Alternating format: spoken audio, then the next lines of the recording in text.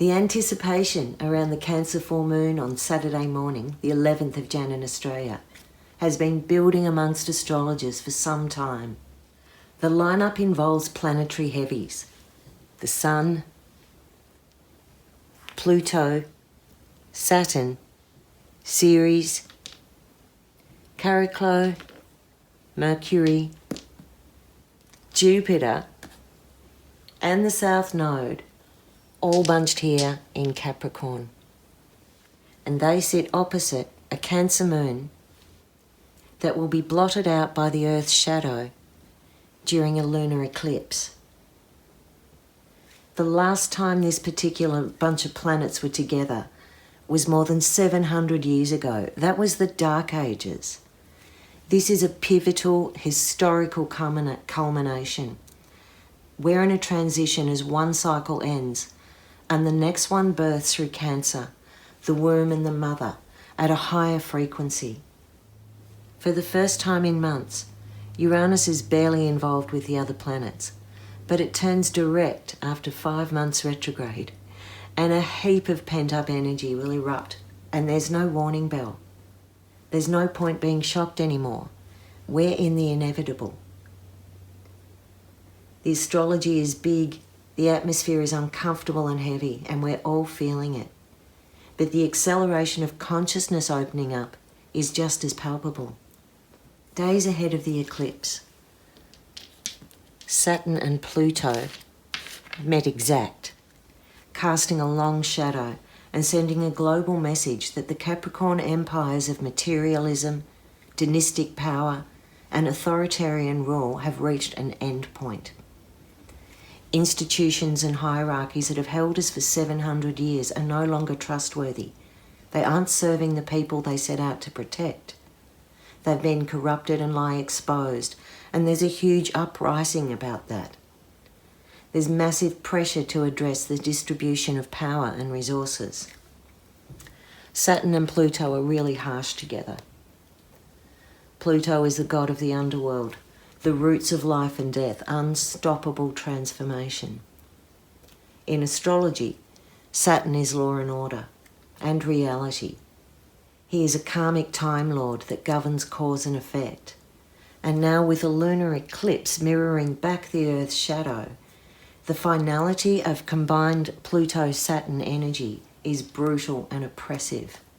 There's something slamming shut, but the foundations are already gone, and regeneration is coming through other means. Street protests, community strength, returning to tribe, changing values. We are in the midst of creating a new normal. Ceres, Mercury, and Chariklo have decisively orbited into this same spot as the Sun, Saturn, and Pluto, and they are raising the alarm on the environment, food and fuel shortages, transport disruptions, and climate change. All of these Cappy planets here are opposite this moon in Cancer. And Cancer is gathering the collective feelings into a place where we turn to each other and we connect through community and what we call family. The message is be water. Whatever is home and family to you now is an emotional hot seat during this moon phase. The planetary forces have been dismantling all constructs of permanence and returning us to source. To get an idea of the themes unravelling, the Greek Sins of the Father myth has Saturn as the paranoid old dictator, eating his children rather than risk one of them usurping him. It didn't work, and his children, Pluto, Neptune, Ceres, Juno, and Vesta, grew to create the most powerful union of gods and goddesses in all of mythical ancient Greece. They did this to maintain peace and govern wisely. The Mount Olympus Round Table was democratic with equal numbers of gods and goddesses, whose experiences, strength and skills were given equal weight, equal vote. The archetypal power of Mount Olympus and the Greek myths has embedded its influence through Western thinking, systems of governance, our psychology, art, philosophy, astrology, and despite its pagan deities being wiped out or nearly wiped out by the rise of Christianity, this methodology has persisted with a life of its own. It's archetypal. And that is good to know. Dogma comes and goes, but the core truth remains and cannot be scuppered. Jupiter is moving through Capricorn, ticking off all the war zones that Pluto and Saturn unearthed, planting seeds of hope along the way. Right now, Jupiter's with the South Node, looking at how power's being used to dominate instead of inspire. And there's more Jupiter influence. Mars is over here in Sag, and this means there's also an increase in puffy shows of power, grandiosity, and basically shooting your mouth off. But the use and misuse of communication has a real consequence over this moon phase, and it has the ability to create or topple seats of power. Mars can't afford to get too cocky here. And Chariklo's inclusion in this Capricorn lineup is really special. She is bearing witness and softening this Pluto-Saturn energy of contraction. She's a beautiful feminine influence with a vital role to play as the whole facade comes down. She's holding a nurturing space to heal and integrate.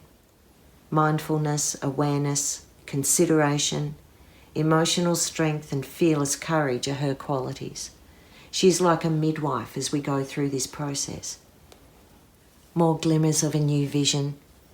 Neptune throws a lifeline in the chaos.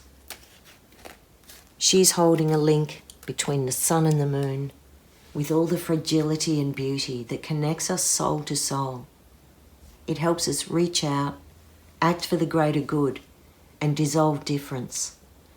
It doesn't need a rule or a government order to know what to do. Neptune's influence is a really beautiful gift with this eclipse, and it's seen in the response with the Australian bushfires. Social media is just flooded with support and connections, groundswells of local community and global networks making a difference, where more Saturnian methods have failed. Even our firefighters are largely made up of volunteer teams, which is a bit of a Neptunian thing. Neptune is highlighting that self-sacrifice is more valuable and more heroic than self-service. The potential to become something greater than before is repeated with Chiron, over here in Aries, guiding a healthy outlet for Mars, here in Bushfire Sag. Chiron is a wise and passionate healer who rules the integration of karmic wounds.